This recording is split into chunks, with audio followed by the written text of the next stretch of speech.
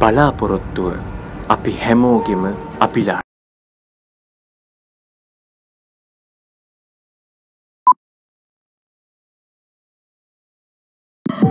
බලාපොරොත්තුව අපි හැමෝගෙම අභිලාෂ.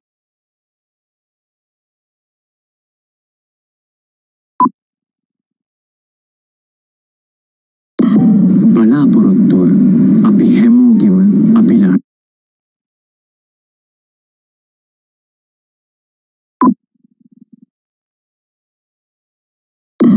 බලාපොරොත්තුව අපි හැමෝගෙම අභිලාෂ.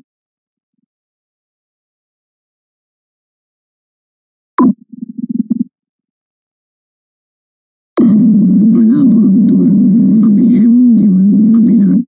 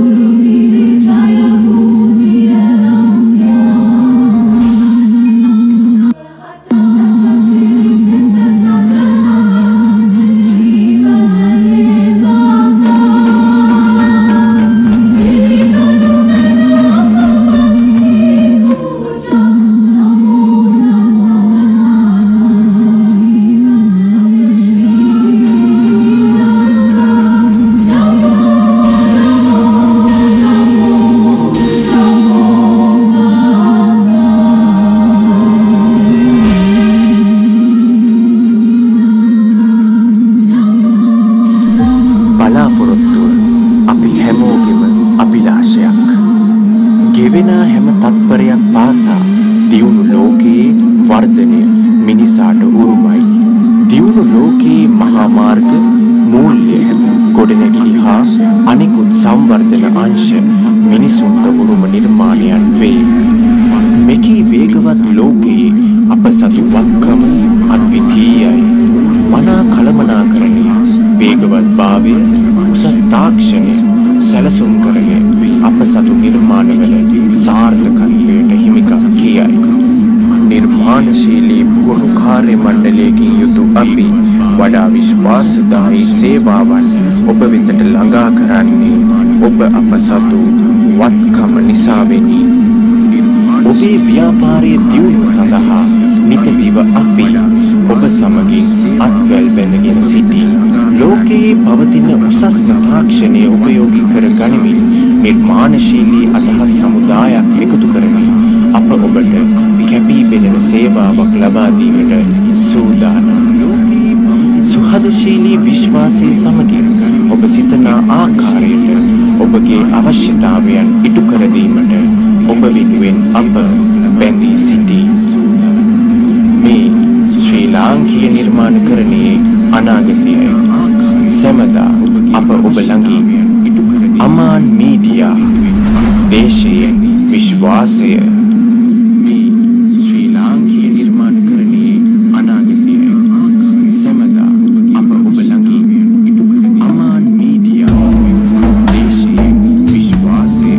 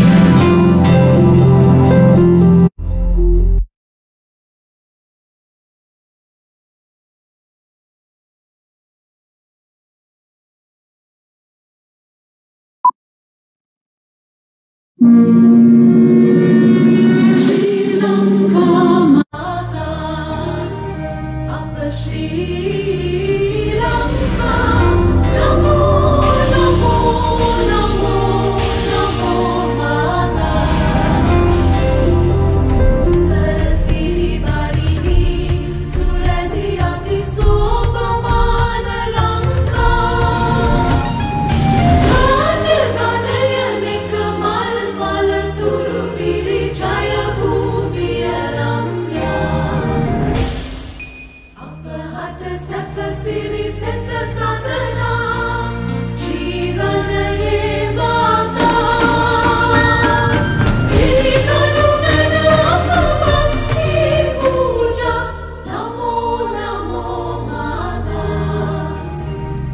Sri Lanka, Namo Namo Namo Namo Mata.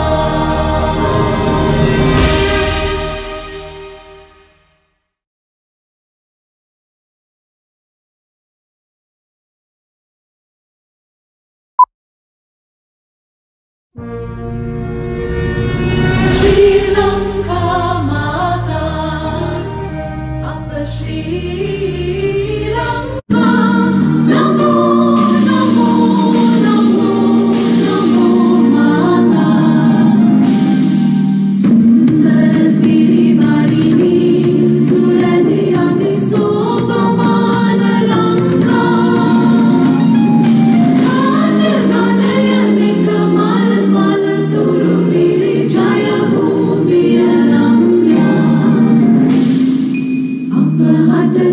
Siri Seta Sadhana, Jeevanaye Mata. Nilikanumena Apa Bhakti Puja, Namo Namo Mata, Apa Sri Lanka, Namo Namo Namo Namo Mata.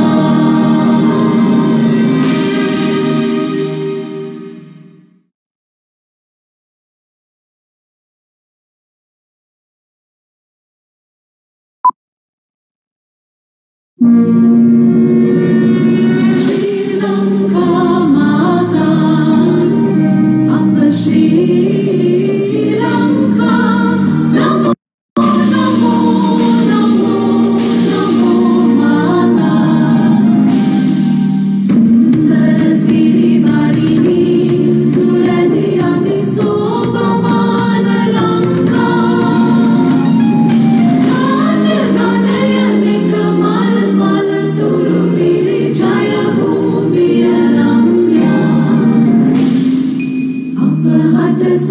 Siri Seta Sadhana, Jeevanaye Mata. Nilikanumena Apa Bhakti Puja, Namo Namo Mata, Apa Sri Lanka, Namo Namo Namo Namo Mata.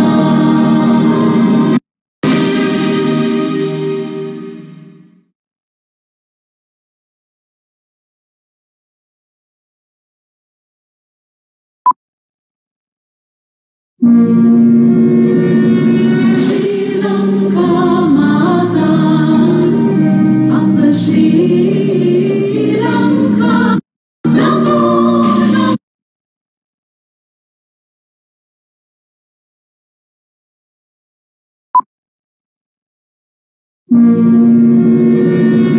Sri Lanka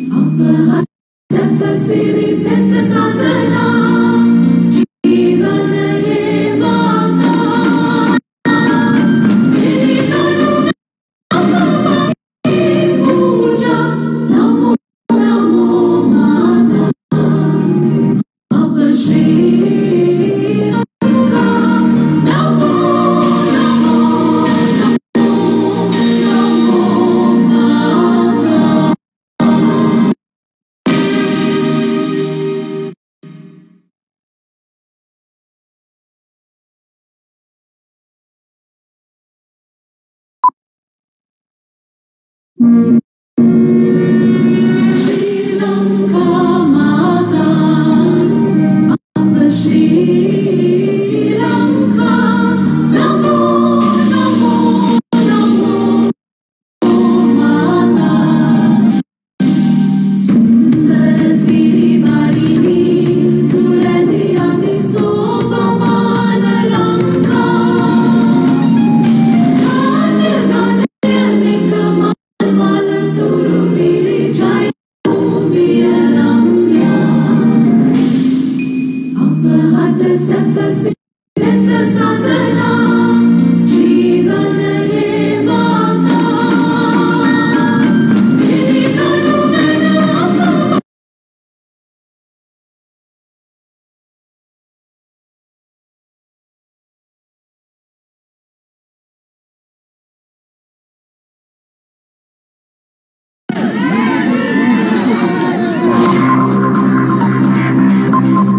ပြည်ထောင်စုကျန်းခိုင်ရေးနဲ့ဖွံ့ဖြိုးရေးပါတီဟာလာမယ့်ရွေးကောက်ပွဲမှာ26ရာခိုင်နှုန်းနိုင်ရင်လွှတ်တော်ရဲ့ရှိတပ်မတော်ကိုယ်စားလှယ်25ရာခိုင်နှုန်းနဲ့ပေါင်းပြီး51ရာခိုင်နှုန်းနဲ့ဆိုရောက်ဖွဲ့နိုင်မှုပြင်ဆင်နေပါတယ်။ဒီကြောင်းကိုတော့ MCN သတင်းတော်ဟိန်းထက်ကခုလိုသတင်းပေးပို့ထားပါတယ်ရှင်။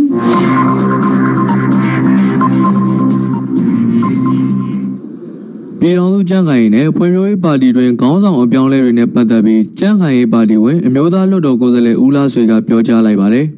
ဩဂုတ်လ16ရက်နေ့ကပြန်လည်ခေါ်ယူကျင်းပနေတဲ့ပြည်ထောင်စုလွှတ်တော်အစည်းအဝေးရှင်ပြင်ပမှာ MCN မြန်မာကေဘယ်နယ်ဝက်ရုပ်သံသတင်းဌာနရဲ့တည်တံ့တွဲဆုံမေးမြန်းမှုကိုပြောကြားစဉ်မှာအခုလိုပြောကြားခဲ့တာပါ။ လာမယ့်ရွက်ကောက်ပွဲမှာကျွန်တော်ကြက်ခိုင်ရ26ရာခိုင်နှုန်းဝင်လာနိုင်ရင်တပ်မတော်25နဲ့ပေါင်း51ရရင်အစိုးရဖွဲ့လို့ရပြီ။ဒါကြောင့်မို့လို့ကြက်ခိုင်ရေးပါတီထဲမှာရောင်းတောင် waveling ဖြစ်နေတာတွေကို military နဲ့ပါတီနဲ့လုံးဝခွဲခြားမရအောင်ဖြစ်သွားအောင်ဒီလိုမျိုးဆောင်ရွက်ခြင်းဖြစ်တယ်။ဒါလည်းလိုအပ်လို့လုပ်တာဖြစ်တယ်။မို့ဆိုရင်မဲပြသွားနိုင်တယ်လို့ပါတီဥက္ကဋ္ဌဦးသိန်းစိန်ကယူဆဟန်တူတယ်။ဒါကြောင့်မို့ဒီလိုမျိုးအခြေအနေဖန်တီးလာတာ။ဒါကြောင့်မို့ကျွန်တော်2015မှာကြက်ခိုင်ရေးက26ရာခိုင်နှုန်းပဲနိုင်အောင်ကျွန်တော်တို့ကအစိုးရဖွင့်နိုင်ပြီ။ဒါကြောင့်ကျွန်တော်ပြောရမှာလား NLD ကသမ္မတပြုဒီတက်တော့မလို့ပါဘူး ဒါပြင်ကျန်းခိုင်ရေးပါတီအနေနဲ့လာမယ့်ရွေးကောက်ပွဲအနိုင်ရအောင်တေချာမှုတွေရှိအောင်ပြင်ဆင်မှုတွေပြုလုပ်ခဲ့တာလည်းဖြစ်တယ်လို့ပါတီရဲ့တွဲဘက်ဥက္ကဋ္ဌဖြစ်တာဝန်ပေးခြင်းခံရတဲ့ဒုတိယဥက္ကဋ္ဌဦးထေဦးကလည်းဆိုပါတယ်ကျွန်တော်တို့ထူရီရဲကောက်ပွဲမှာအဓိကထားရတဲ့ညီမန်းချက်ပေါ့နော်နောက်ဆက်တွဲညီမန်းချက်တွေလည်းရှိမှာပေါ့ဗျာနော်တောင်းတော့လည်းအဓိကထူရီရဲကောက်ပွဲမှာပေါဝင်ရှင်းပြနေဆိုတဲ့အချိန်မှာအဓိကထားစဉ်းစားရမယ့်ကိစ္စတော့နိုင်ဖို့ပဲဟုတ်လားတရားသဖြင့်နိုင်ဖို့ပဲနော်တရားသဖြင့်နိုင်ဖို့ဆိုတဲ့အချိန်ကျတော့နေရာရဲ့တေချာမှုဆိုတာလို့တယ်ဒီနေရာကလာကျွန်တော်ပါတီကိုထောက်ခံသလားနော်ဒီနေရာကကျွန်တော်တင်မဲ့ကိုယ်စားလှယ်ကိုထောက်ခံမလားဒါနေရာအရေးကြီးတယ်ဒုတိယတစ်ခုကတော့ဗာလဲဆိုလို့ရှိရင်နောက်ဒုတိယတစ်ခုကဗာလဲဆိုလို့ရှိရင်လူရဲ့တေချာမှုဥပမာအဖြစ်ကျွန်တော်ဟင်းသာသွားရင်ဟင်းသာလူတွေကကျွန်တော်ကိုထောက်ခံမှာမလားနေရာကလည်းတေချာတယ်လူကလည်းတေချာတယ်ဆိုနိုင်မှာပေါ့လက်ရှိအခြေအနေမှာတော့ပြည်ထောင်စုကျန်းခိုင်ရေးနဲ့ဖွံ့ဖြိုးရေးပါတီကလာမယ့်ရွေးကောက်ပွဲမှာဝင်ရောက်ရှင်ပြိုင်နိုင်မှုအတွက်မြန်မာတိုင်းနိုင်ငံလုံးကစုစုပေါင်းမဲဆန္ဒနယ်1134နေရာအတွက်ကိုယ်စားလှယ်လောင်းတွေကိုပြည်ထောင်စုရွေးကောက်ပွဲကျင်းပရေးကော်မရှင်ထံတင်သွင်းထားပါတယ်။ဒီအချက်အလက်တွေဟာပြည်ထောင်စုကျန်းခိုင်ရေးနဲ့ဖွံ့ဖြိုးရေးပါတီဟာပြည်သူ့လွှတ်တော်မဲဆန္ဒနယ်ပေါင်း318နေရာအမျိုးသားလွှတ်တော်မဲဆန္ဒနယ်ပေါင်း165နေရာနဲ့တိုင်းဒေသကြီးနဲ့ပြည်နယ်လွှတ်တော်မဲဆန္ဒနယ်မြေပေါင်း652နေရာတို့မှာဝင်ရောက်ရှင်ပြိုင်မှုစည်ရင်းသွင်းထားတာဖြစ်ပြီးအမျိုးသားဒီမိုကရေစီအဖွဲ့ချုပ်ပြီးရင်ဒုတိယအများဆုံးကိုယ်စားလှယ်လောင်းတင်သွင်းထားတဲ့နိုင်ငံရေးပါတီတစ်ခုလည်းဖြစ်ပါတယ်ခင်ဗျာ။နိုင်ငံတော်သမ္မတအနေနဲ့ပါတီစည်းဝေးကိုတက်ရောက်တာဟာဖွဲ့စည်းပုံအခြေခံဥပဒေနဲ့ညီတယ်လို့ပြည်ထောင်စုကျန်းခိုင်ရေးနဲ့ဖွံ့ဖြိုးရေးပါတီကပြောကြားလိုက်ပါတယ်။ဒီကြောင်းကိုတော့ MCN သတင်းတောက်စိန်အောင်ထေးကခုလိုပဲသတင်းပေးပို့ထားပါတယ်။နိုင်ငံတော်သမ္မတပါတီအစည်းအဝေးကိုလာရောက်တာဟာဖွဲ့စည်းပုံအခြေခံဥပဒေနဲ့ညီတယ်လို့ပြည်ထောင်စုကျန်းခိုင်ရေးနဲ့ဖွံ့ဖြိုးရေးပါတီကပြောကြားလိုက်ပါတယ်။2015ခုနှစ်ဩဂုတ်လ18ရက်နေ့ကပါတီရဲ့တွဲဘက်ဥက္ကဋ္ဌတာဝန်လွှဲပြောင်းရေးနဲ့ပါတီကိုစားပြုလွှတ်တော်ကိုယ်စားလှယ်တွေနဲ့တွေ့ဆုံပွဲကိုနိုင်ငံတော်သမ္မတဦးသိန်းစိန်တက်ရောက်လာတဲ့အပေါ်ပါတီပြောရေးဆိုခွင့်ရှိသူတွေကို NCN မြန်မာကေဘယ်ရုပ်သံသတင်းဌာနကမေးမြန်းစဉ်ဖြေကြားလိုက်တာပါပါတီဥက္ကဋ္ဌဦးသိန်းစိန်ဟာပါတီဝင်လွှတ်တော်ကိုယ်စားလှယ်တွေကိုနှုတ်ဆက်ရန် လာရောက်ပြီးတော့မှကျွန်တော်တို့ပါတီပူးတွဲဥက္ကဋ္ဌတာဝန်လွှဲပြောင်းပေးရမှုနဲ့ပတ်သက်ပြီးတော့မှရှင်းလင်းပြောကြပြီးပါတီဝင်လွှတ်တော်ကိုယ်စားလှယ်တွေကိုနှုတ်ဆက်ပြီးတော့မှကျွန်တော်တို့ပြန်ထွက်သွားပါတယ် တခုပါဗျာဟိုတမတာကြီးစီဝေးလာပြီးတော့တက်တယ်ဆိုတော့ဖွဲ့စည်းပုံအခြေခံဥပဒေနဲ့ညီရဲလားခင်ဗျာ အစည်းအဝေးလာတက်တာမဟုတ်ပါဘူးအစည်းအဝေးလာတက်တာမဟုတ်ပါဘူး ဟုတ်ကဲ့ဗျာတမတာကြီးကဟိုပါတီကိုလာပြီးတော့နှုတ်ဆက်တာလို့တော့ကျွန်တော်တို့သိရပါတယ်ခင်ဗျာအဲ့ဒါကြီးဟာမှာရောဘာတွေများပါတီဘက်ကသဘောထားဘာများထုတ်ပြန်မှုများရှိပါအောင်မလဲခင်ဗျာ လောလောဆယ်ကျွန်တော်တို့မရှိပါဘူး လာရောက်ပြီးတော့မှကျွန်တော်တို့ပါတီကိုစားပြီးလွှတ်တော်ကိုယ်စားလှယ်တွေကိုလာရောက်တွေ့ဆုံနှုတ်ဆက်စကားပြောတာပါကျွန်တော်တို့ကလောက်တဲ့ကျန်တဲ့ပါတီကိစ္စဆောင်ရွက်ခြင်းမဟုတ်ပါဘူးမနေ့ကလည်းပါတီကိုကျွန်တော်တို့ကဒီပါတီပူးတွဲဥက္ကဋ္ဌတာဝန်ဒီလွှဲပြောင်းရတဲ့ကိစ္စနဲ့ဆက်လင်းပြီးတော့ပါတီကိုစားပြီးလွှတ်တော်ကိုယ်စားလှယ်တွေသိရှိအောင်ရှင်းပြတာပဲရှိပါတယ်အစည်းအဝေးလာရောက်တက်တာလည်းမဟုတ်ပါဘူးเนาะကျွန်တော်တို့အစည်းအဝေးကတည်တံ့ဆောင်ရွက်တာဖြစ်ပါတယ်အစည်းအဝေးလာရောက်တဲ့အချိန်မှာတမန်ကြီးကလာပြီးတော့မှအကျိုးအကြောင်းရှင်းလင်းပြီးတော့မှပြန်ကြားသွားတာဖြစ်ပါတယ်အဲ့ဒါ constitution နဲ့ညီရလား ညီပါတယ်ဖွဲ့စည်းပုံအခြေခံဥပဒေနဲ့ဥက္ကဋ္ဌအပြောင်းလဲနဲ့ပတ်သက်ပြီးတော့ပါတီဝင်တွေရဲ့သဘောထားပြုရှိပါဥက္ကဋ္ဌမဟုတ်ပါတီဝင်တွေရဲ့သဘောထားပါတီပါတီပူးတွဲဥက္ကဋ္ဌပြောင်းလဲတာနဲ့ပတ်သက်ပြီးတော့မှကျွန်တော်တို့ပါတီဝင်တွေရဲ့သဘောထားကတော့ကျွန်တော်တို့အပေါ်မှာဟိုရှင်းရှင်းလင်းလင်းကျွန်တော်တို့အခုချိန်အထိပေါ့နော်အခုချိန်အထိကျွန်တော်တို့ကအခုလွတ်တော်ကိုယ်စားတရောက်လာတဲ့လွတ်တော်ကိုယ်စားလှယ်တွေအားလုံးကတော့နော်ပါတီကိုစားပြီးလွတ်တော်ကိုယ်စားလှယ်အားလုံးကတော့လက်ခံပြီးတော့မှကျွန်တော်တို့အခုဒါညှိနှိုင်းဘိုးလုံးဆောင်ကော်မတီရဲ့ဒါဆုံးဖြတ်ချက်တိုင်း ဒါအပြင်လက်ရှိဖြစ်ပေါ်နေတဲ့ပါတီတွင်းပြုပြင်ပြောင်းလဲမှုတွေဟာနောက်ွယ်ကပါတီပိုင်စီးပွားရေးလုပ်ငန်းတွေနဲ့ဆက်ဆက်မှုရှိနေတယ်လို့ဝေဖန်မှုတွေလည်းရှိနေပါတယ်ဒီအပေါ်ကိုပါတီအနေနဲ့ဖွဲ့စည်းပုံအခြေခံဥပဒေအပါအဝင်ရွေးကောက်ပွဲဆိုင်ရာဥပဒေနည်းဥပဒေတွေနဲ့အညီလှုပ်ဆောင်နေတယ်လို့ဆိုပါတယ်ဒီကိစ္စမှာပါတီတွင်းစီးပွားရေးလုပ်ငန်းတွေနဲ့ပါတီရဲ့ရန်ပုံငွေစီးပွားရေးလုပ်ငန်းတွေနဲ့လည်းပတ်သက်တယ်လို့ဆိုပြီးတော့အခုပြီးခဲ့တဲ့ကိစ္စတွေဝေဖန်မှုတွေလည်းရှိနေပါတယ်အဲ့ပေါ်ကိုလည်းရှင်းလင်းပြောကြားပေးပါဦးဗျာအခုမှစတင်ပြီးတော့တာဝန်ထမ်းဆောင်တဲ့အနေအထားနဲ့ကျွန်တော်တို့ဒီအသေးစိတ်ကျွန်တော်တို့ဒါတွေမသိရသေးတဲ့အတွက်ဒီကတော့ကျွန်တော်တို့ပြောဆိုဖို့ခက်ခဲပါတယ်ကျွန်တော်ဒါပြောဖို့ဆိုပြပါပထမဆုံးကျွန်တော်ပြောရင်တော့ပါတီဥက္ကဋ္ဌတာဝန်လွှဲပြောင်းတာမဟုတ်ဟုတ်ကဲ့ခင်ဗျာဒုဥက္ကဋ္ဌကိုဟုတ်ကဲ့เนาะကျွန်တော်တို့ကတမ္ပရာကြီးကပါတီဥက္ကဋ္ဌကနေတမ္ပရာတာဝန်ထမ်းဆောင်ရတဲ့အခါကျတော့ကျွန်တော်တို့ဖွဲ့စည်းပုံအခြေခံဥပဒေအရာရောပါတီဖွဲ့စည်းပုံစစ်မြင့်အရာရောပါတီဥက္ကဋ္ဌတာဝန်မထမ်းဆောင်နိုင်တဲ့အတွက်ဒုဥက္ကဋ္ဌကိုဥက္ကဋ္ဌဘူးတွဲတာဝန်ပေးရတာဖြစ်ပါတယ်လက်ရှိပါတီတွင်းဖြစ်ပေါ်နေတဲ့အခြေအနေတွေဟာပါတီတွင်းမှာဒီမိုကရေစီစနစ်ရှင်သန်ရေးနဲ့ပါတီတွင်းစည်းလုံးညီညွတ်ရေးအတွက်လှုံ့ဆော်နေမှုတွေသာဖြစ်တယ်လို့လည်းပြောကြားထားပါတယ်ကျွန်တော်တို့ပါတီစုံဒီမိုကရေစီအထူးရွေးကောက်ပွဲကော်မရှင်ပေါ့နော်ကော်မရှင်ရဲ့နော်ကျွန်တော်ထပ်ပြန်ပြောပါမယ်ကျွန်တော်တို့ပါတီနေနဲ့ကရွေးကောက်ပွဲကော်မရှင်ရဲ့ချမှတ်ထားတဲ့စီမင်းစည်းကမ်းဥပဒေတွေနဲ့အညီလွတ်လပ်ပြီးတရားမျှတတဲ့ရွေးကောက်ပွဲကြီးဖြစ်ရေးအတွက်ကျွန်တော်တို့ကရွေးကောက်ပွဲဝင်တဲ့လွတ်တော်ကိုယ်စားလှယ်လောင်းတိုင်းကတော့ကျွန်တော်တို့ပါတီဝင်တိုင်းကတော့ဒါကျိုးပန်းဆောင်ရမှာဖြစ်ပါတယ်ဘယ်လိုမှကျွန်တော်တို့ဒီအနောက်ရှက်ဖြစ်အောင်ကျွန်တော်တို့ဒါဟိုဆောင်ရွက်ဖို့လုံးဝမရှိပါဘူးအဲ့လိုဟာမျိုးလည်းကျွန်တော်မလိုလားပါဘူးကျွန်တော်ဒါလည်းပါတီတွင်းဒီမိုကရေစီပြည်ပြောင်းလဲရေးပေါ့เนาะကျွန်တော်တို့ကဘောလုံးကဝေဖန်တာ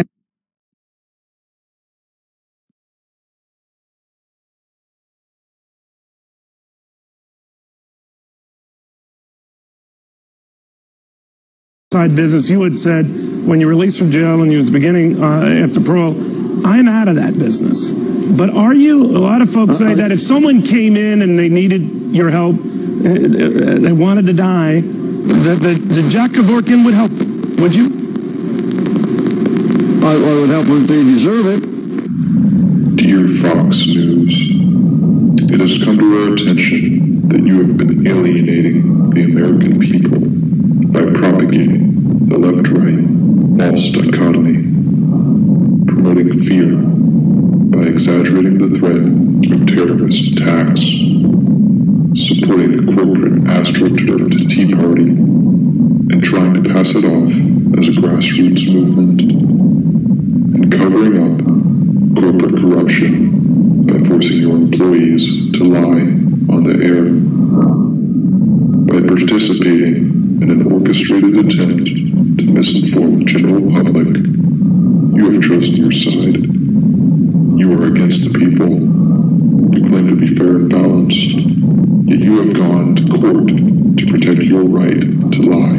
people.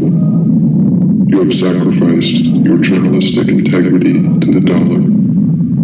Unfortunately for you, the dollar cannot stop an idea whose time has come. We have been watching your corporate masters standing at the curtains and pulling the strings. We know what you are doing. You have been poisoning the minds of Americans far too long. We have been watching. We know your secrets. Americans are waking up to your treachery.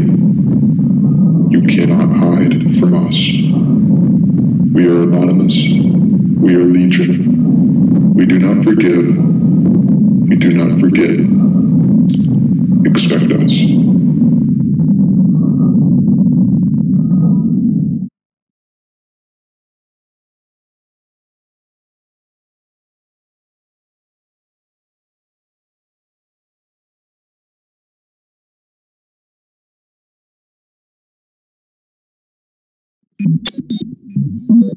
In one of our previous videos on the 5 biggest anonymous leaks, we covered some of the most shocking revelations ever caused by this shadowy group of nameless hackers. Government departments, NASA, and a major pedophile ring all came under attack from Anonymous, with huge swaths of data leaked online as a result.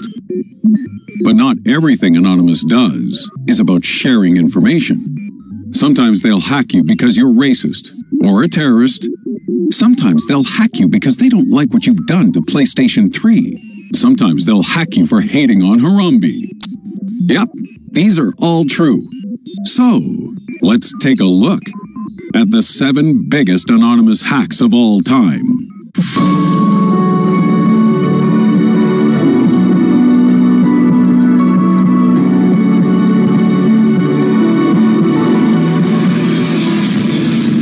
In at number 7, Operation ISIS. In response to the Charlie Hebdo shootings in January 2015, Anonymous declared war on Al-Qaeda, the Islamic State, and indeed, all terrorists who would seek to reduce people's freedoms using brutal violence. Islamic State's recruitment relies heavily on social media, and Anonymous knew this. So, with the help of GhostSec, they attacked and took over at least 1,000 ISIS-affiliated websites and 800 Twitter accounts. One website which shared ISIS propaganda was wiped and replaced with an advert for Viagra and Prozac, accompanied by a message which implored potential recruits to basically calm down and get laid. Ah, memories. That's the same advice my grandma gave me starting when I was 4. Despite this action, many ISIS sympathizers remain online. But Anonymous has continued their war against these douchebags, most notably after the Pulse nightclub shooting in Orlando, when Anonymous took over pro-ISIS Twitter accounts and flooded them with gay pride slogans and flags. Subsequently, many terrorist organizations have moved their operations to the dark web, where recruitment has slowed to a trickle of what it once was. And since the dark web is basically Anonymous's home turf, ISIS doesn't stand much of a chance there either. 6. Trump's website hack. In a move that proved Anonymous has no time for bigotry from either side of the argument, in 2015, the website of Trump Towers was brought down for over an hour after some of Anonymous members took issue with the Donald's remarks on the campaign trail. Trump had just made that infamous promise to enforce a total and complete shutdown on Muslims entering the United States. Anonymous were not best pleased with these comments, and they took full responsibility for the hack shortly afterwards via an Anonymous-linked Twitter account. A YouTube video was also released, imploring Trump to choose his words more carefully in the future. But this move was later denounced by other members of Anonymous, who said it went against everything they stood for. Rival Anonymous factions then took on Hillary Clinton in response. So, with various groups all pulling in different directions, it remains to be seen what, if anything at all, Anonymous will do to Trump now that he's in office. I really hope it's the peeing video, though. I really gotta see that before I die. In at number 5, Operation Sony. Not everything Anonymous does is related to politics, because sometimes even all-powerful hackers need a little R&R. But in 2011, Sony made a major mistake by taking a man called George Hotz to court, simply because he had created a computer program they didn't like. This program helped people run homemade software on their PlayStation 3 consoles. And when Sony brought him to court for doing so, Anonymous hit back by bringing the PlayStation Network to its knees. PlayStation Network has come under attack repeatedly in the years since #OpSony. And while Anonymous has distanced itself from these more recent assaults, it's likely that Anon subgroups remain behind these constant gaming blackouts. No fair, Anonymous. I mean, I guess you're still cool, you know, for the terrorist stuff. You did good there, so we shall forgive and we shall forget. But don't do it again. Otherwise, I'll have to go outside and play sports. Number 4, Operation Harambe. Now, first off, we'll start this by saying this was not a confirmed anonymous hack, but it deserves to be on this list just for mentioning our dear Lord and Savior Harambe. We're sure you know the story by now, but if not, then here's a quick recap. May 28th, 2016, Cincinnati Zoo. A 3-year-old goes on a bit of an adventure, scaling a public barrier, then crawling through a secondary barrier, finally falling into a moat around a gorilla enclosure. At which point, Harambe, a 440-pound silverback, picks up the kid like a rag doll and for 10 agonizing minutes left onlookers and staff terrified. After trying every non-lethal option available, and with Harambe not responding to commands, zoo officials had no choice, and Harambe had to be put down. In the following days and months, the boy's mother was spotlighted and attacked by the worldwide online community. One such attack coming from Anonymous, Ohio. They revealed her personal details and even called for action against her. Even more disconcerting were the reports from people claiming they too came under attack when they tried to explain the situation factually. Number 3, Operation Payback. Throughout 2009, it seemed that the loose collaboration known as Anonymous may have been about to collapse, as infighting over morals and a lack of worthy targets caused active numbers to drop. But all that changed when a beloved icon of our time was attacked without mercy. Every millennial's childhood best friend came under threat, and when she called out for aid, Anonymous regrouped and responded. I am, of course, talking about the most precious resource of our time, the Pirate Bay. The Pirate Bay was among many copyright-infringing websites to fall into the sights of Aplex Software, which was an Indian firm hired by film studios and record companies to launch distributed denial-of-service attacks upon torrent and media-sharing sites. Anonymous, on the other hand, supported the idea of taking without paying. So they countered by shutting Aplex's website down and then hitting both the Recording Industry Association of America and the Motion Picture Association of America to boot. This was followed by online assaults on firms which were sending threat letters to copyright infringers, various worldwide copyright organizations, and the website of Gene Simmons from KISS, who had complained that the music industry had failed to, quote, to sue every fresh-faced, freckle-faced college kid who downloaded material. Kiss my guy from KISS. Collectively, the websites attacked by Anonymous through their Operation Payback were down for over 537 hours. But little did the world know that more was yet to come. At 2, Operation Avenge Assange. In November 2010, WikiLeaks started releasing hundreds of thousands of leaked U.S. diplomatic cables, which consisted of messages and information sent between the U.S. State Department and its worldwide network of consulates and embassies between 1966 and 2010. The leaks contained embarrassing revelations concerning terrorism, U.S. foreign policy, and just some generally embarrassing, nasty comments about other world leaders. So as you might expect, the U.S. government responded. At the time, WikiLeaks was hosted on Amazon servers and funded using PayPal, MasterCard, and Visa. So the U.S. government strong-armed these companies into cutting WikiLeaks off.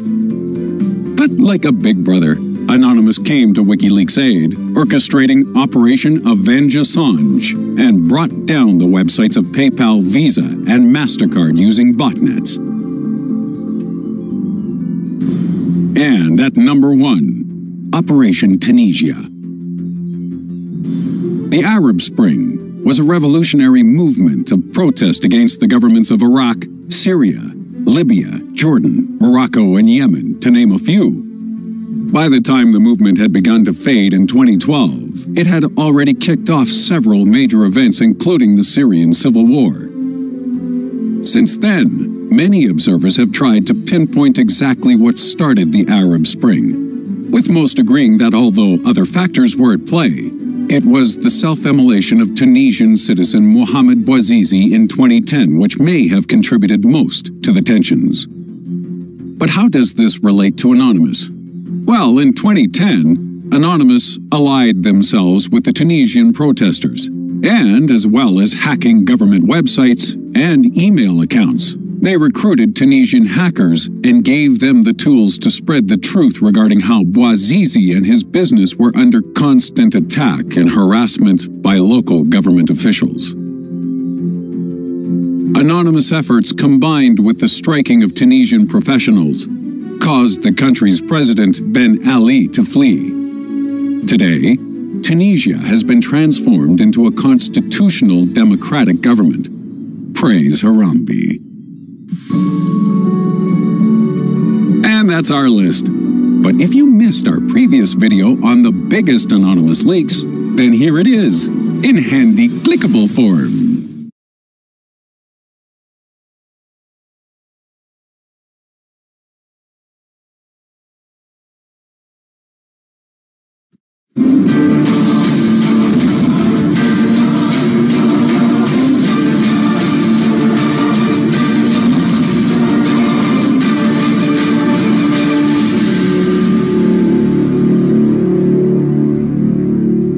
So you want to join Anonymous? You cannot join Anonymous. Anonymous is not an organization. It is not a club, a party, or even a movement. There is no charter, no manifest, no membership fees. All we are is people who travel a short distance together, much like commuters who meet in a bus or tram. For a brief period of time we have the same route, share a common goal, purpose or dislike.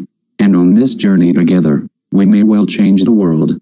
Nobody could say, you are in, or you are out. Do you still want to join Anonymous? Well, you are in if you want to. How to get in contact with others?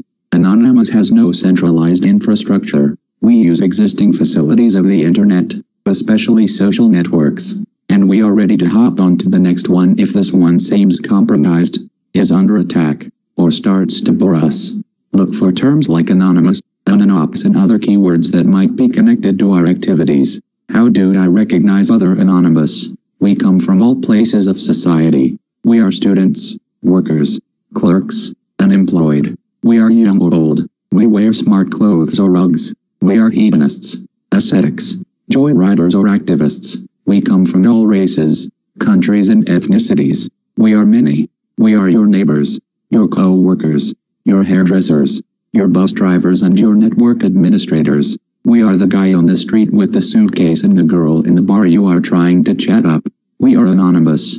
Many of us like to wear Guy Fawkes masks on demonstrations. Some of us even show them in their profile pictures and social networks. That helps to recognize each other. Have you been infiltrated? If you talk to another Anonymous, you will never know who he is. He may be a hacker, cracker, fisher, agent, spy, provoker, or just the guy from next door, or his daughter, It is not illegal to be anonymous, nor is it illegal to wear Guy Fawkes masks. Keep that in mind. If you personally have not been involved in illegal activities, you have nothing to worry, no matter whom you talk to. If you have, it is wise not to talk about it to no one. How do I protect my privacy? Invent an alias, a nick, a pseudonym, call it as you will. Just invent something. Then register a mail account in that name with one of the big mail providers. Use this email address to register your Twitter, Facebook, etc. accounts. Make sure to clear all cookies before you start using your new identity. Or better, use a different web browser for Anonymous than for your other activities. How many Anonymous are there? We are more than you think. We are more than anybody thinks. We are many. And you are now one of us. Welcome to Anonymous.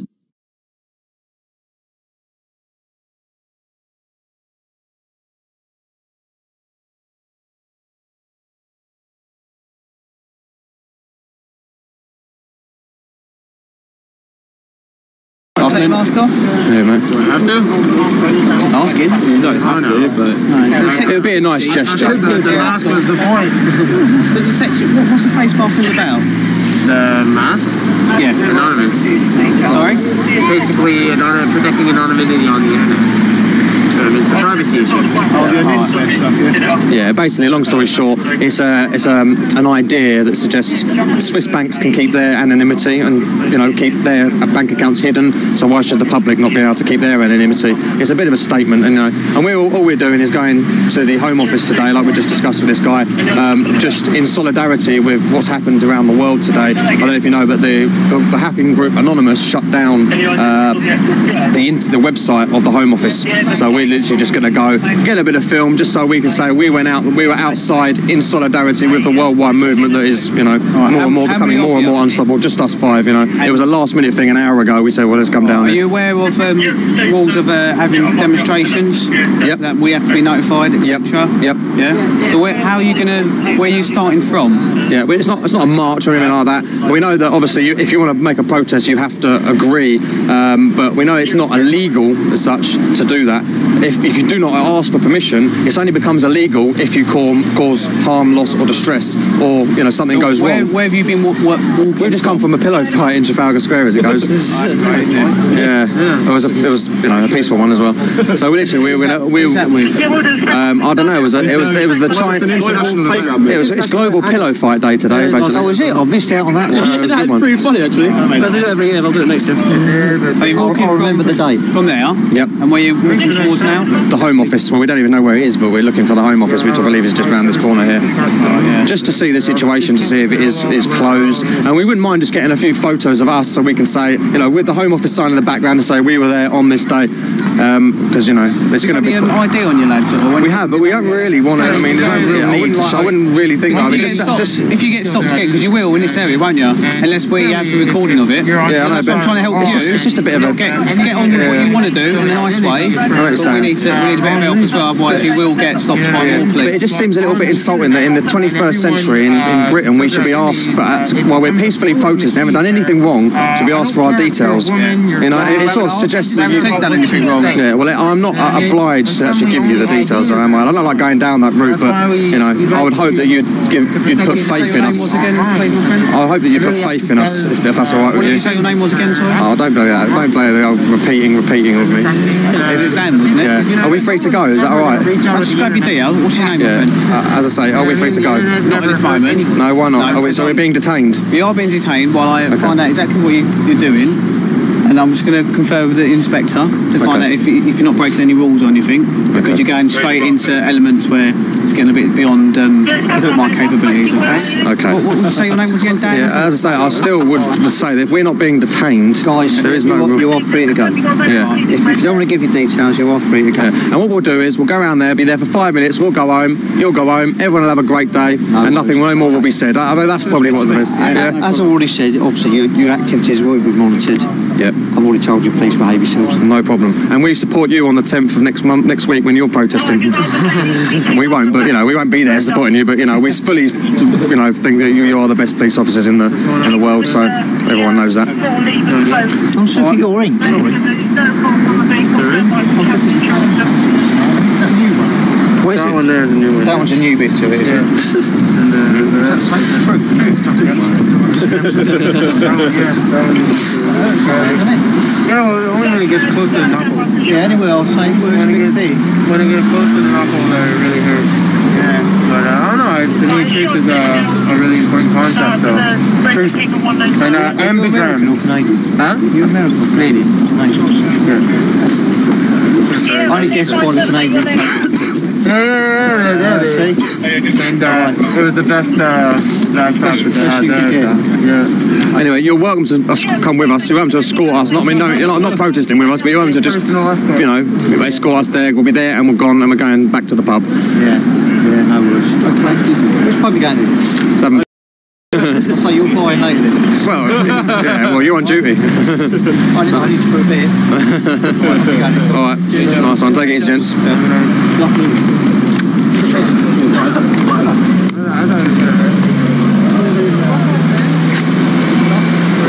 And we move on. This way.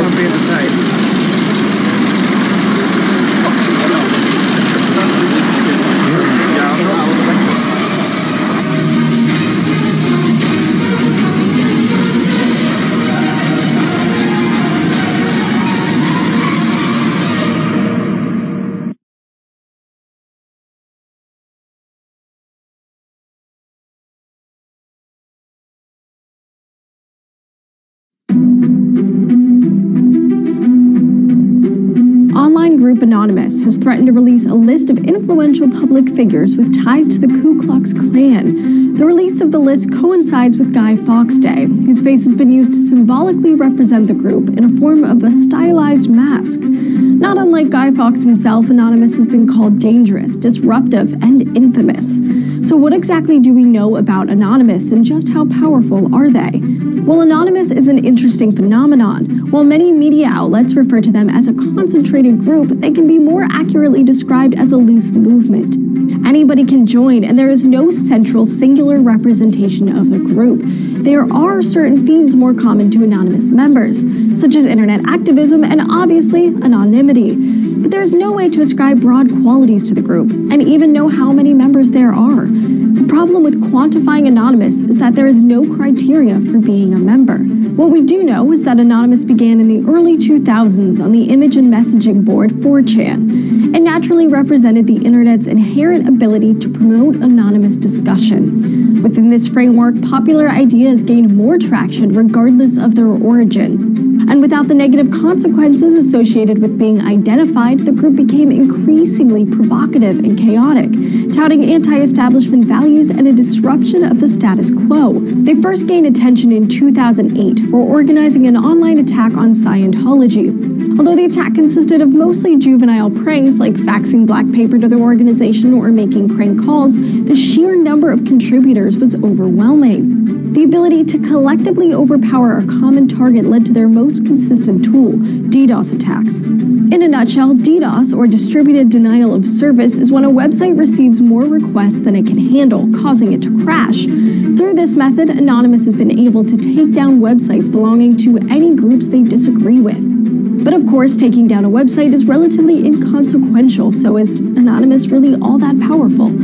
Well, as the group has evolved, it has attracted members with an ability to do more than simply annoy or disrupt. A spin-off organization known as LulzSec has been implicated in hacking and releasing personal information, leading to considerably more real-world effects. Email accounts and passwords belonging to people connected to Sony Pictures and the U.S. Senate were made public. Even the CIA's website was briefly shut down. This resulted in the arrests of several leading members of LulzSec. However, those tactics, alongside existing internet activism, have led to global events like the Arab Spring, which was only possible through coordinated and anonymous planning amongst a huge number of like-minded people.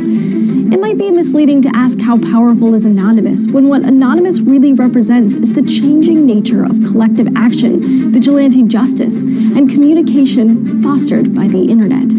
One of Anonymous's most powerful symbols is the peculiar mask their members wear, known as the Guy Fawkes mask. To learn more about the real-life man who inspired it, check out Seeker Daily's video at the top. Some might argue that Anonymous's tactics are borderline online trolling. Is that protected speech? Find out in our video down below. Thanks for watching TestTube News. Don't forget to like and subscribe for new videos.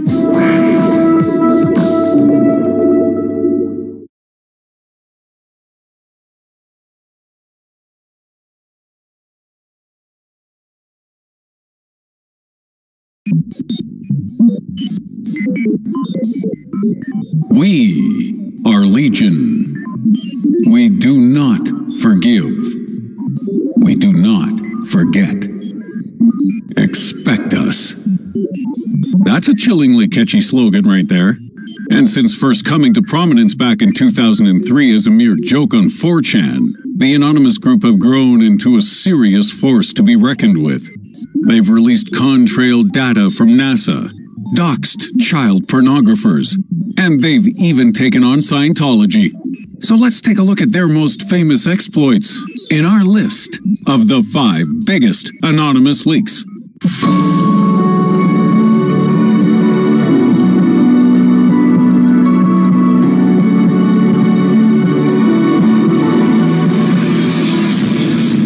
In at 5, Operation Darknet.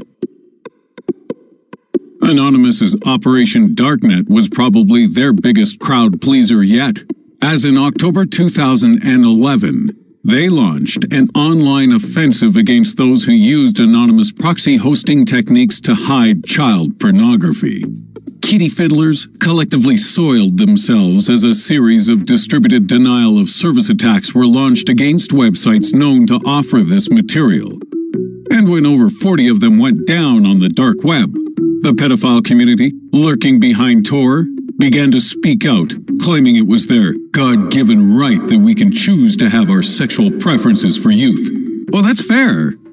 So long as I'm given my God-given right to slowly remove your genitals with a cheese grater if I find out where you are, pal. And find out we did, as after tracking a huge number of these perverts through their disgusting forum posts over a period of several months, Anonymous doxed more than 1,500 maggots who used and provided child pornography by revealing their usernames and other information about them. Anonymous then invited the FBI and Interpol to follow up their investigations, and later announced that they plan to continue this fight to make the internet uninhabitable for these disgusting degenerates to exist. Anonymous proved themselves to their word when in April 2016, in response to a new wave of child pornographers sprouting up online, Operation Darknet was relaunched. We're coming for you, Pedo Bear. You can't hide in the woods forever. At 4, Project Chanology. Throughout the early 2000s, the cult of Scientology was gradually beginning to attract more and more attention from the general public. And while people knew of Tom Cruise's involvement in the church, few knew or cared much about it. Until on the 14th of January 2008, Anonymous leaked a video of Cruise being interviewed by other Scientologists as part of their war on the group called Project Chanology. And it was darn weird. In the video, Cruise discusses many strange things, including the apparent fact that only Scientologists are qualified to help after a car accident, that Scientologists are the best at helping drug addicts, and that they are the only group that can bring nations together to achieve world peace. But throughout the video, you can't help but notice how Cruise's eyes look deranged, and how he laughs like a maniac. I mean, we all knew he was weird after that Oprah couch incident, but this was a whole new level of nutty. The video's dramatic effect was amplified by the fact Anonymous put Mission Impossible music on the background, and soon it caught the attention of the Church of Scientology. They demanded its removal on copyright grounds. And while it was taken down at the time, Gawker.com refused to take their copy offline, and an unedited version posted just 3 days after the original remains on YouTube to this day. 3. Contrail exposure. In February of 2016, Anonymous managed to hack their way into NASA's servers, probably not for the first time. But on this occasion, they claimed to have discovered evidence of a top-secret weather-modifying drone program. AnonSec released a full paper detailing how the hack went down, why they did it, and their analysis of the data they recovered, which includes information pertaining to a project called Alternative Fuel Effects on Contrails and Cruise Emissions. Some of the most damning data seem to have been taken from a DC-8 jetliner flight analysis. But just to make sure everything was covered, Anonymous then posted a 276-gigabyte haul of data, including 631 aircraft and radar videos, 2,143 flight logs, and the personal data of 2,414 NASA employees. This information was leaked to a member of InfoWars, so we can't be sure of its veracity. But after Anonymous claimed they had managed to gain control of a $100 million drone flying over the Atlantic, publicly available flight logs were released which seemed to corroborate AnonSec's story. NASA denies their claims, but then those naughty boys would, wouldn't they? At 2, Steubenville. Another of Anonymous's more gallant projects was their involvement in the 2013 Steubenville rape case, where a group of boys from the Steubenville High School football team had been accused of gang raping an underage girl in rural Ohio. And with what looked like a potential cover-up starting to occur, Anonymous intervened. It all started when activist Michelle McKee contacted Derek Lowstutter, a member of Anonymous who went by the name KY Anonymous, and who had enjoyed significant success in fighting against the Westboro Baptist Church, and revenge porn scumbag Hunter Moore. She reached out after seeing Lowstutter's angry posts about the case, and passed on incriminating tweets and posts regarding Steubenville to him, which he then released. So angry tweeting can do some good after all. Lowstutter and a group of other Anonymous members known as NightSec then pretended to have information on everyone involved with both the cover-up and the crime, threatening to release it if the guilty parties didn't come forward. This threat and the subsequent hacking of Steubenville's website made national news. And if you'll remember, they followed this up by staging a masked protest of 1,000 people outside the local courthouse. As Anonymous's deadline for the accused to admit their crimes edged ever closer, Lowstutter was anonymously sent a video file through Twitter showing an old Steubenville football player drunkenly joking about the incident and referring to the victim as the dead girl. Anonymous leaked it, and a Michael Nodianos later apologized for his comments. And Lowstutter gained unwanted attention when he used his KY Anonymous profile to publicly demand that Anonymous should be careful not to defame innocent people. This violated Anonymous's no leadership protocol, and the rest of the group went rogue, with Lowstutter's real identity suddenly under threat of exposure.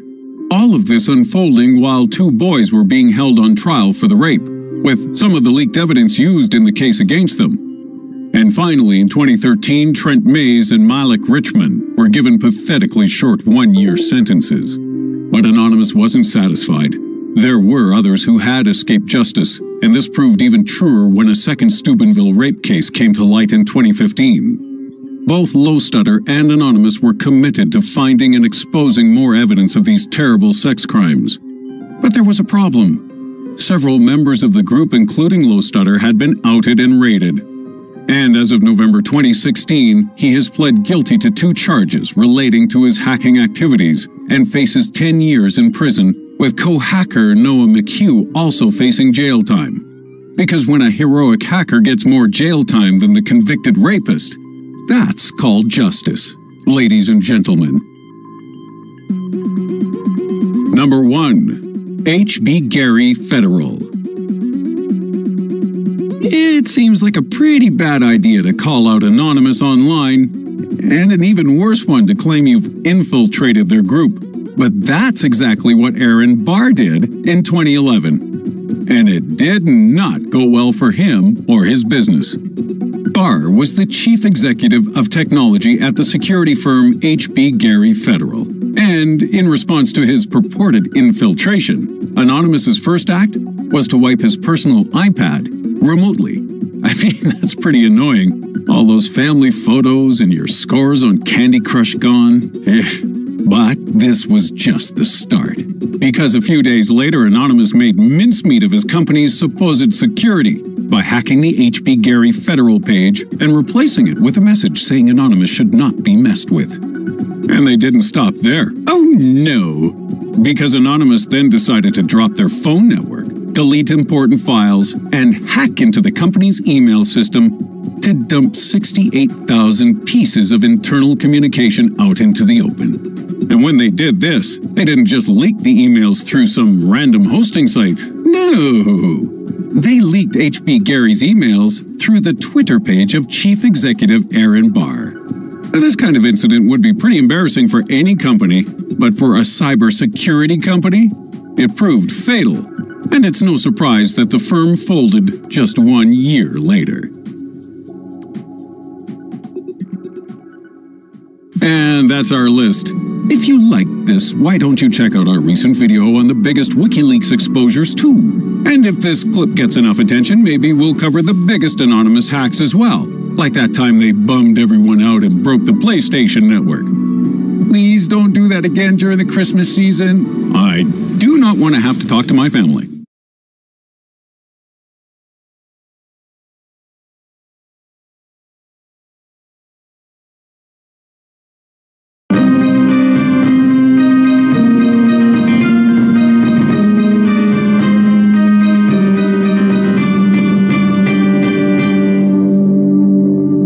Greetings, citizens of the world. In the recent years, it's becoming more and more obvious that our societies are being ruled by a secret power, by a network of powerful individuals, who are pulling the strings hidden behind the political arena, and are creating wars, economic crisis, poverty, terrorism and coups, in order to impoverish everyone else and keep themselves at the top of the pyramid of power.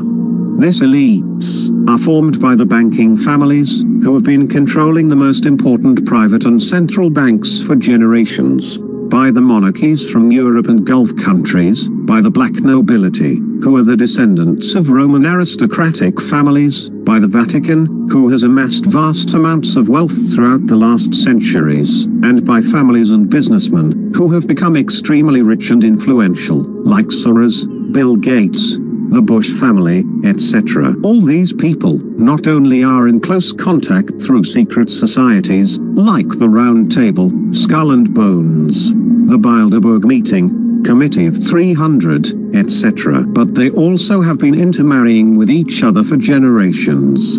They are all interconnected, and they are like a big family. It's well known that their Warburg, the Sif, the Rothschild, the Rockefeller, etc. have been intermarrying with each other for many generations now.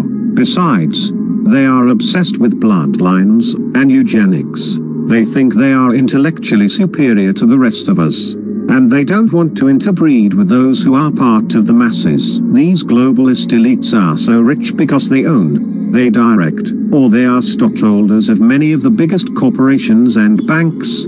They also own an important part of the land and the resources of the earth. And if they can control the rest of us, it's because they place themselves, or their agents, in key positions of important institutions of our societies, like the governments, banks, intelligence agencies, etc. So in this video, I will briefly show some of the tools used by this network of psychopathic and extremely rich individuals to destroy the sovereignty of the nations and enslave all of us. You were both in Skull and Bones, the secret society. It's so secret we can't talk about it. What does that mean for America? The conspiracy theorists are going to go on. I'm sure they are. I don't know. I haven't seen the rest. Number 322. First of all, he's not the nominee, and look, I look for. Are you prepared to lose? No, I'm not going to lose. You both were members of Skull and Bones, a secret society at Yale. What does that tell us? Not much, because it's a secret. Is there a secret handshake? Is there a secret code? I wish there were something secret I could manifest. 322, secret number? There are all kinds of secrets. The most important institution the elites use to enslave humanity are the central banks. These institutions are being used as a weapon to create economic crisis. They do that through controlling the monetary policies. They create periods of expansion, where they give cheap credit to everyone, and then they suddenly cut the money supply, provoking economic slumps and bankruptcies that impoverish the people and the governments, which in turn enrich the big banks, owned by the elites, who are the ones that gobble up the assets of the bankrupted governments, businesses and little banks. It's very fact we've got this report here that the Fed might consider rolling over their purchases. How are investors to read that? Well, investors should have listened to me already 6 months ago when I wrote that the Fed would continue to monetize, and this is my view. They will never let up. They will print and print and print until the final crisis wipes out the entire system. Other important organizations controlled by members of the elites and used to enslave all of us are the intelligence agencies, like the CIA or MI6. These institutions are the enemy number one of democracies, since they invest most of their budgets in overthrowing governments all over the world. It's well documented that in the last 70 years, the Anglo-American Empire have covertly overthrown at least 90 democratically elected governments all over the world. Whenever a government who wants to redistribute wealth appear and raise taxes to the rich, or nationalize some companies, or regulates the financial system, then the secret services start their covert operations to destabilize governments and overthrow them. Some common techniques the intelligence agencies use to achieve that are propaganda, lies, assassinations, false accusations, false flag attacks, funding terrorism and demonstrations, impose sanctions and embargoes, lower oil prices, etc. So now, let's see the long list of coups orchestrated by the United States government since the Second World War. Remember that the US government policies are controlled by the elites, who have placed their individuals in key positions of the government. The asterisk indicates successful ouster of a government.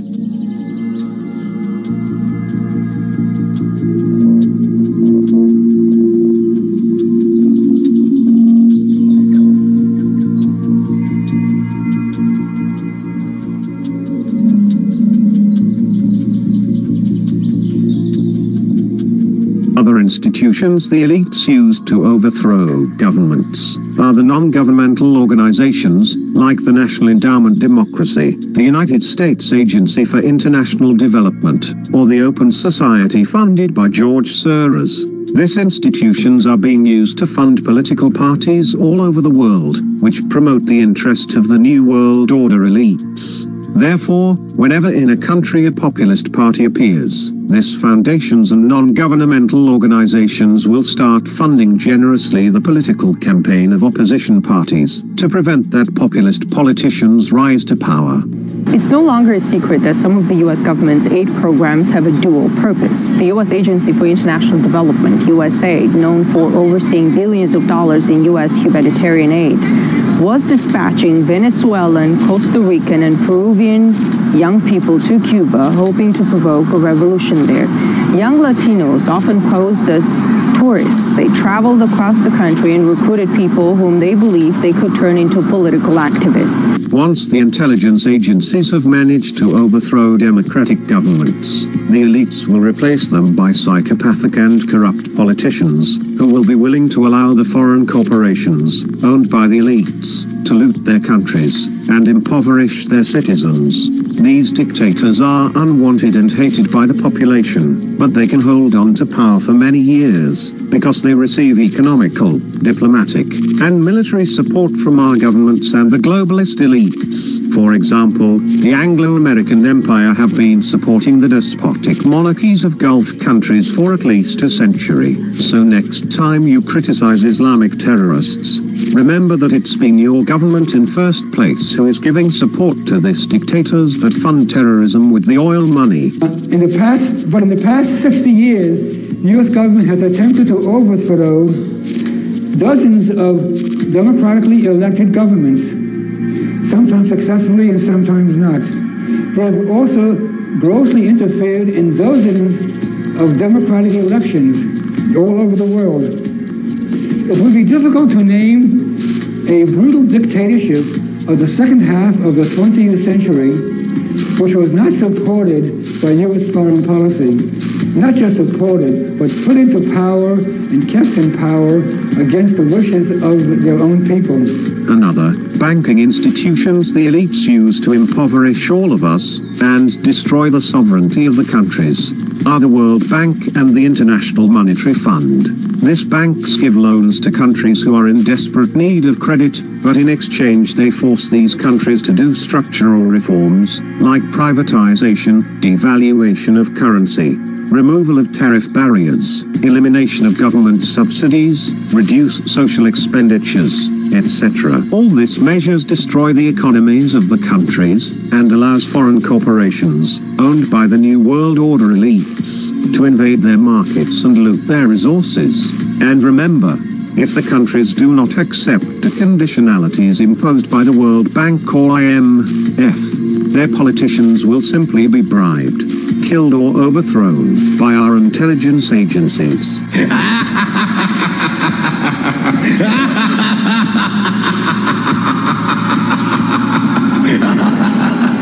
Another method the elites use to destroy democracies is through forcing or persuading countries to sign free trade deals that will end up with the sovereignty of these nations with the stroke of a pen, since these trade deals come with a clause that allow corporations and foreign investors to sue governments if they approve laws or regulations that affect the corporation earnings. So now my question is, where is the democracy if corporations can sue a government for passing regulations that protect human rights and the environment? And remember, if a country don't want to join these free trade deals, our intelligence agencies will surely bribe or overthrow its governments. Finally, if these elites cannot overthrow a government through the conventional techniques of sanctions, embargoes, propaganda, etc., they will start a war. About 10 days after 9/11, I went through the Pentagon and I saw Secretary Rumsfeld and Deputy Secretary Wolfowitz. I went downstairs just to say hello to some of the people on the Joint Staff who had used to work for me. And one of the generals called me in. He said, "Sir, you got to come in. You got to come in and talk to me a second." I said, "Well, you're too busy." He said, "No." He says, "We've made the decision. We're going to war with Iraq." This was on or about the 20th of September. I said, "We're going to war with Iraq. Why?"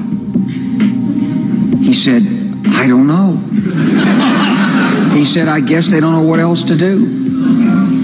So I said, "Well, did they find some information connecting Saddam to Al-Qaeda?" He said, No. He says, "There's nothing new that way. They've just made the decision to go to war with Iraq." He said, "I guess it's like we don't know what to do about terrorists, but we got a good military and we can take down governments." And he said, "I guess if the only tool you have is a hammer, every problem has to look like a nail." So I came back to see him a few weeks later, and by that time we were bombing in Afghanistan. I said, "Are we still going to war with Iraq?" And he said, "Oh, it's worse than that." Once the elites have taken the decision behind closed doors to create a war, they will mainly use three methods to spark a conflict and confront the nations with each other. 1. Orchestrate false flag terror attacks against its own citizens, like the 9/11 or the Gulf of Tonkin incident in Vietnam. Other things that are done to spark wars is to facilitate attacks from enemy countries. For example, during First World War, the United States sent the Lusitania full of passengers and weapons in German waters, or it's well documented by now that US government had been warned and had deciphered a message that gave the US previous knowledge of the attack on Pearl Harbor. However, US intelligence decided not to warn Pearl Harbor about the oncoming attack, so that it could be used as a pretext to persuade the masses to join the World War II. Another thing the intelligence agencies, controlled by the elites, do to justify wars is feed the media outlets and the news agencies with lies, propaganda, false accusations, etc., to instill hatred on the minds of the citizens towards other nations, so that the elites can gain their support in waging imperialistic wars. Besides, bear in mind that the media corporations are owned by billionaires, who are members or relatives of the same globalist elites that own the banks and the big corporations. Finally, the most common tool used to spark imperialistic wars. It's to create terrorism. Modern history shows us that terrorists are funded, armed and promoted by the elites and their intelligence agencies mainly in order to achieve two goals. 1. To start civil wars that destabilize countries and undesired governments. 2. To create conflicts that can be used as a pretext to military intervene in foreign countries and start an imperialistic war. A good example of that is Kosovo, Syria or Libya. We also have a history of kind of moving in and out of Pakistan.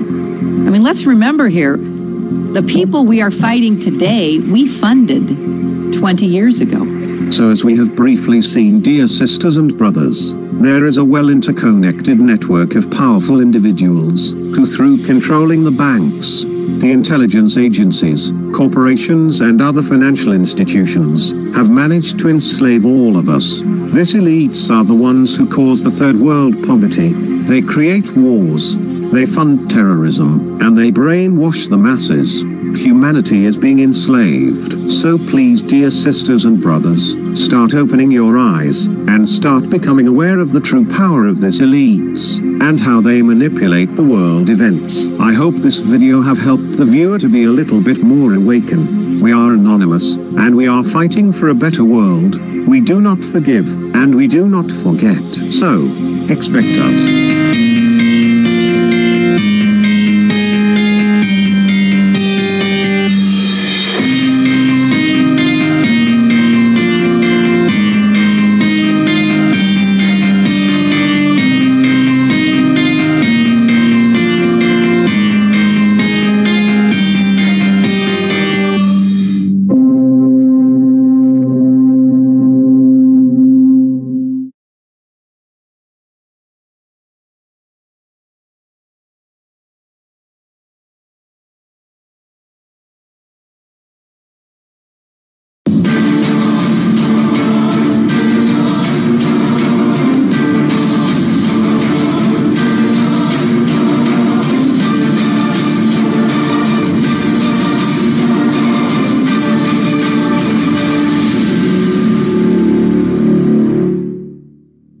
Future generations.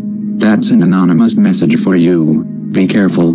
You have been born in a world that is very hostile, sad, and full of misery and suffering. You live in a world where a network of greedy people and institutions are secretly ruling and exploiting the rest of us. You will be enslaved and mistreated in every possible way. The earth has become a human farm, and a network of elites are exploiting all of us. In this video, dear future generations, I would like to warn you about the dangers of the world you are living in. Although you will be billions of human beings sharing the planet, you will be ruled and exploited only by a few. Nowadays, only a handful of persons accumulate the same wealth that the rest of us. These people have destroyed our world and will control every aspect of your lives. They will steal your wealth, will persuade you to kill each other, will convince you to spend your little money in things you don't need, and will dumb you down to such an extent that you won't realize how you are being rooted by a few. That's the world where you have been born, and you, future generations, will become cattle like most of us, unless you listen our advice. First thing we should warn you about, it's about yourself, about your human nature. We, humans, were irrational animals driven by instincts only a few 100,000 years ago. Although in the last stages of our evolution we developed a high intelligence, these instincts still play a strong influence over our behavior. Like animals, we are by nature tribal creatures, prone to not trust outsiders and get into conflict with them. We are territorial, we are possessive, we have strong ego, a huge sexual appetite, and all these instincts will make you prone to fight and compete with other fellow human beings. To prevent your animal nature from taking control of yourself, you will need to meditate. You will need to spend some time a day looking inwardly and becoming aware of yourself. Self-awareness is the only tool that will allow you to transcend your irrational animal nature and become an enlightened being. Dear future generations, unless you become aware of your own existence, chaos, suffering, and destruction will reign your lives. Another thing we should warn you about.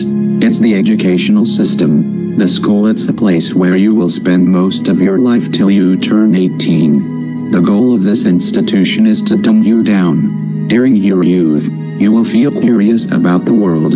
You will ask yourself many questions, and you will have an insatiable craving for learning. You will have the potential to become an artist, a wise human being, but that is something the elites don't want you to become, and therefore, they will place you in the indoctrination system, where you will be kept busy, learning irrelevant things, to ensure that by the time you are an adult, you don't have a fucking clue of how the world works. You will be so ignorant that you won't even realize that you are being exploited before your eyes. So dear future generations, you will definitely be idiots if you only have learned what has been taught to you in the schools. Unless you do research by yourselves, you will be ignorant creatures who will destroy themselves. But I'll tell you what they don't want. They don't want a population of citizens capable of critical thinking. They don't want well-informed, well-educated people capable of critical thinking. They're not interested in that. That doesn't help them. That's against their interest. That's right. You know something? They don't want people who are smart enough to sit around the kitchen table and figure out how badly they're getting fucked by a system that threw them overboard 30 fucking years ago. They don't want that. You know what they want? They want obedient workers. Obedient workers. People who are just smart enough to run the machines and do the paperwork, and just dumb enough to passively accept all these increasingly shittier jobs with the lower pay, the longer hours, the reduced benefits, the end of overtime, and the vanishing pension that disappears the minute. The third thing we should warn you about. It's the media programming. You will see that in the houses there are electronic devices transmitting moving images and all kind of programs. You will soon realize that the people spend most of their times watching at these screens. Be careful. Unless you want to become a cattle, don't do like them. And no, I will tell you why.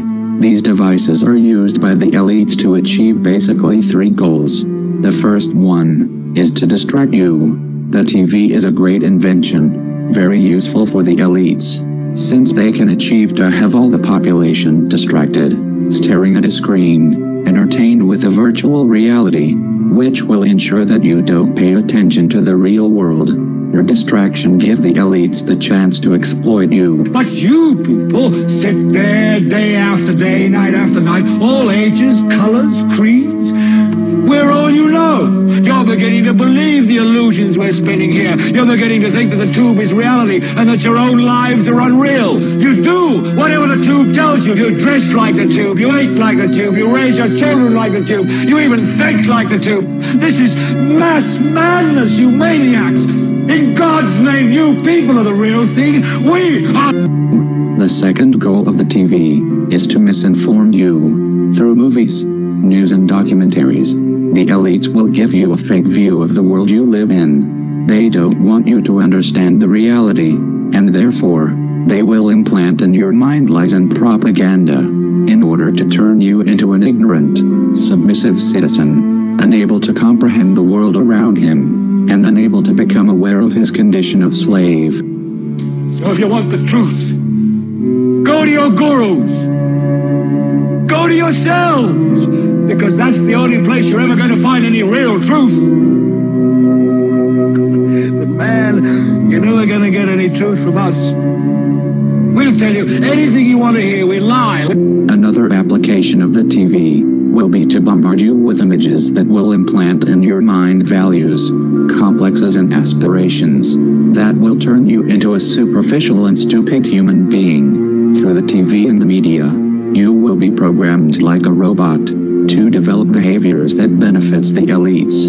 You will be persuaded to spend your wealth in things that you don't need. You will be brainwashed to feel unhappy with yourself, so that you will spend all your life looking yourself on the mirrors, instead of looking the world you live in. You will be implanted needs that will keep you focused on irrelevant things that mean nothing in the scheme of the entire world. Another thing the elites will do is to use propaganda, lies, and false flag terror attacks, to try to implant in your mind hatred towards other fellow human beings. The elites have created an unfair economical system that only benefits a few, and to prevent the masses from raising against them, they will try to keep you divided and confronted with each other. Be careful, and be aware of the intentions of the countless messages promoting hatred that will bombard you since the first day you will be born.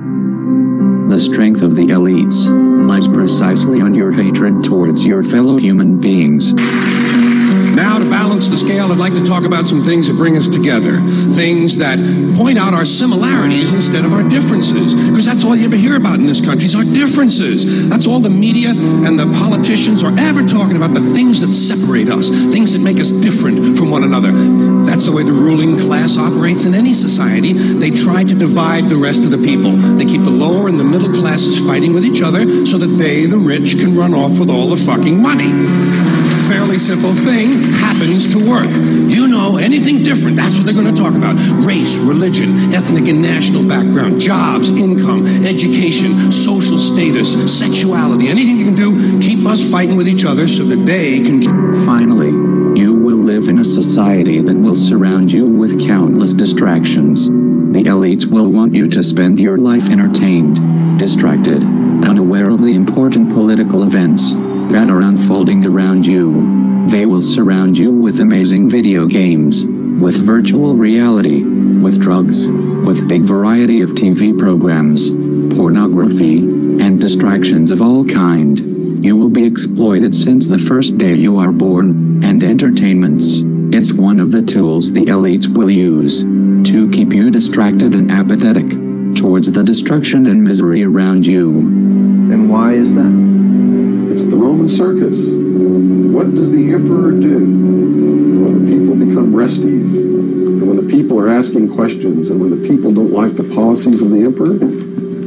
He sends them to the circus. He creates a circus. He builds a giant coliseum. And he begins to throw the Christians to the lions. And he has great chariot races and football games and basketball games, all to keep the idiots preoccupied with things that don't mean anything in the scheme of the entire world, so that they don't have the time to learn what the truth is, so they don't ever get smart enough to learn how they're being manipulated, so they don't ever question the emperor. So, dear future generations, as you can see, this world is a conspiracy against you, a conspiracy to prevent you from unleashing your full potential as a human being. A conspiracy to turn you into cattle, into submissive, apathetic, ignorant creatures. So, future generations, if you don't follow our advice, you will surely become ignorant, like most of us, and destruction and suffering will keep plaguing the earth.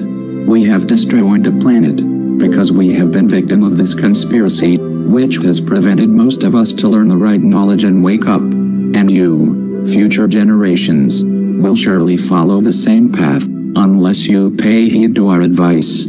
So please, become self-aware, and meditate a little bit every day. Stop watching screens, and don't let the elites to turn you into a machine. Learn for yourself, and stop believing the bullshit that the corporate media will tell. Finally, dear future generations, you will need to be compassionate. Don't look at other disoriented human beings with hatred. You need to understand that we are all one. We are all different manifestations of a same being. Only ideologies, prejudices and fears separates us, and hating each other. It's the most stupid mistake humanity have done since the beginning of times. Now, humans of the future, don't do the same mistake. Don't commit the same errors of killing each other like we did. Be united, spread love, since wars and division, as you have seen, have destroyed our world. Dear future generations, I hope you will learn from the mistakes of our past. I am sure you can do better than us. Good luck. We are anonymous, and we are awake. We do not forgive, and we do not forget. So, expect us.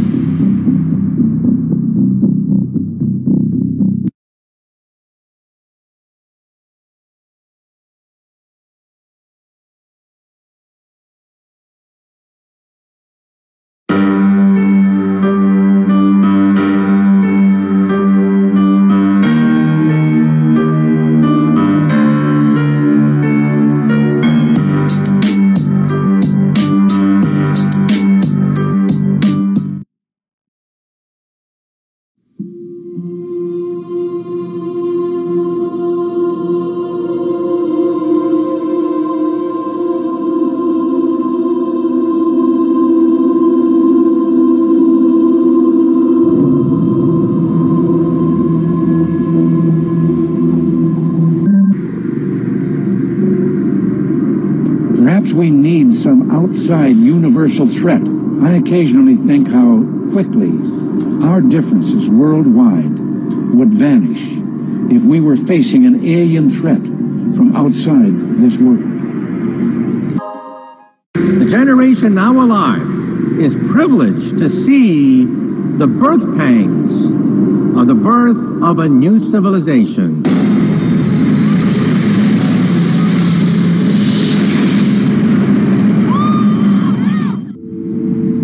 Don't be frightened. We mean no harm. And today, a group of scientists overseas say the world governments should start preparing an action plan just in case Earth is contacted by aliens. They claim that a branch of the UN should be given responsibility for what they call a supra-Earth affairs and come up with a detailed response for if or when the extraterrestrials arrive. But now the United Nations is getting ready for a contact with aliens from outer space. This is Maslin Hoffman. She's out of Malaysia. She will be planet Earth's first interstellar diplomat. An incredible story coming out of the Vatican. Listen to this. The senior Vatican scientist said that he would be delighted if we encountered intelligent aliens and would be happy to baptize them. His pronouncement opens up the possibility of space missionaries heading out to the stars to convert aliens to Christianity. Did the Vatican find alien life? You know what? As sensationalistic as that question sounds, it's really not that far off from what we've seen in the news over these last days. UFO encounters here on Earth. But that's exactly what firefighters are now training for. It's the Fire Officer's Guide to Disaster Control and said to be found in firehouses across the U.S. The book covers everything from fires to floods, but it's chapter 13 that takes an unusual twist in firefighting techniques titled Enemy Attack in UFO Potential. It would not be remiss to give some thought to the part that fire departments might play in the event of the unexpected arrival of UFOs in their communities. Or is it enough to warrant a UFO education red alert?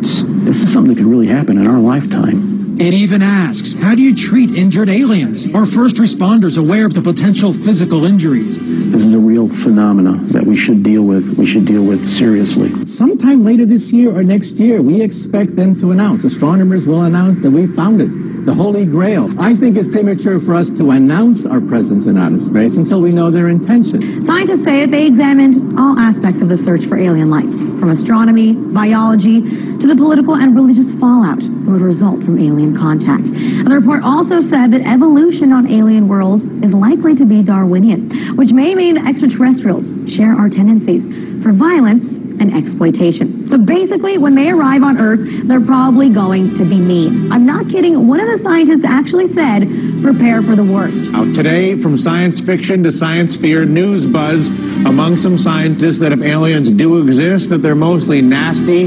resource-consuming locusts that would stop at nothing to take what they want and destroy anyone in their way. If intelligent aliens exist, they will look just like us. And given our far from glorious history, this should give us pause for thought. So are they coming to enslave us all? And does this mean we have to change our definition of ET from extraterrestrial to evil and terrifying?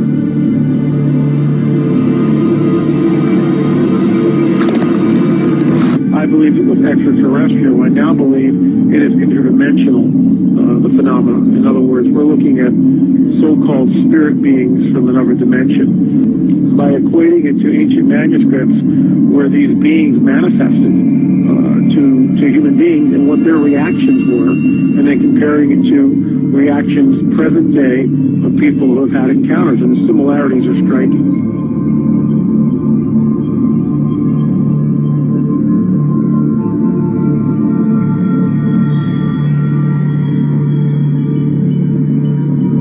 Now, the report also says that if ETs do come from an Earth-like world, they could resemble us.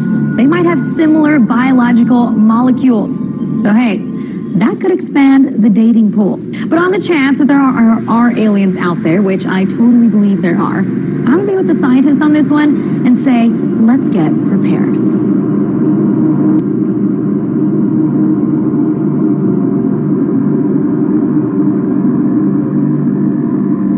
What is that on screen? No astronomer has seen this before. Scientists say they're clueless about what it might be. Back on the screen, what is it? We don't know. We are stumped. Scientists around the world are saying, what the heck is this object?